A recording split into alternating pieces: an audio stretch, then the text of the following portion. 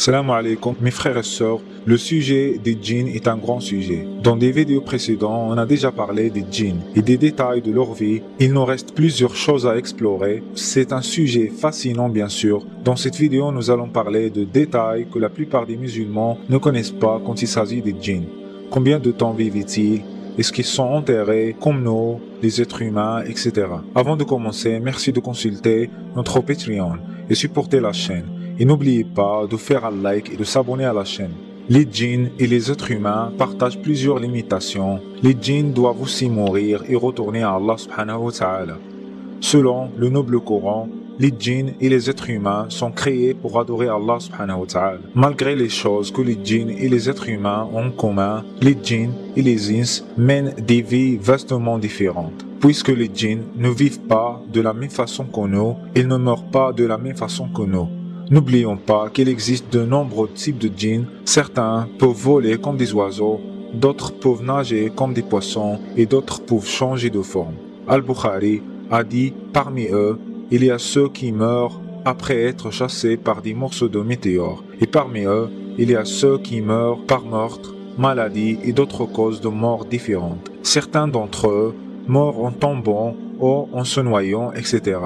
La plupart des djinns mènent des vies beaucoup plus aventureuses que la plupart des êtres humains. Le résultat, c'est que la probabilité d'accidents mortels augmente. Certains d'entre eux volent dans des endroits où il n'y a pas d'air. Le résultat, c'est la mort certaine, bien sûr. D'autres meurent en entrant en collision avec des objets solides lorsqu'ils sont en train de voler, par exemple. Les djinns qui peuvent se transformer sont parfois piégés dans leur corps d'animaux et souffrent comme ces animaux souffrent. Un djinn qui se transforme en gazelle, par exemple, pourrait mourir dévoré par un lion, par exemple. Avant de continuer, je vous prie de supporter la chaîne sur Patreon pour avoir accès à nos features vidéo qu'on ne peut pas poster ici, d'accéder à des vidéos qui parlent des secrets de notre religion et culture islamique et des djinns, etc.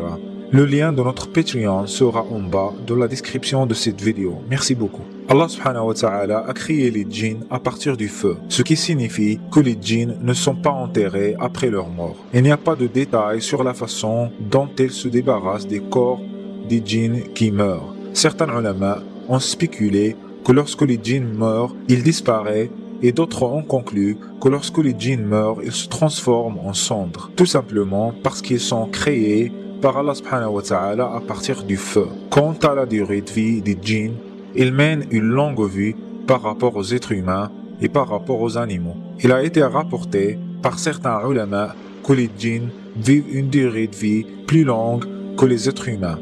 Quant à Iblis, il va mener une vie très longue selon la promesse qu'Allah subhanahu wa ta'ala tout-puissant. C'est très important de noter qu'il n'y a pas de preuve sur l'âge des djinns et la longue durée de l'âge des djinns dans le Coran ou de la Sunna.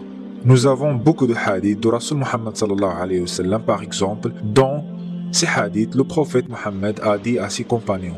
Dans un hadith, le prophète Muhammad sallallahu alayhi wa sallam a dit à ses compagnons qu'il y a des djinns à Médine et qui se sont convertis à l'islam.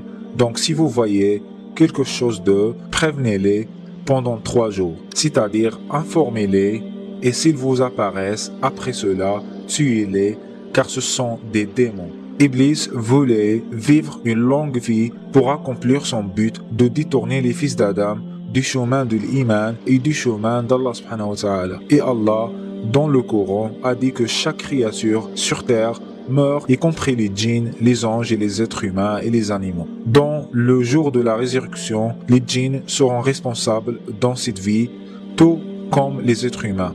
Leurs mécréants entreront l'enfer et leurs croyants entreront au paradis, tout comme les êtres humains. D'autres ulama ne sont pas d'accord avec l'idée que les djinns qui croient en Dieu iront au paradis.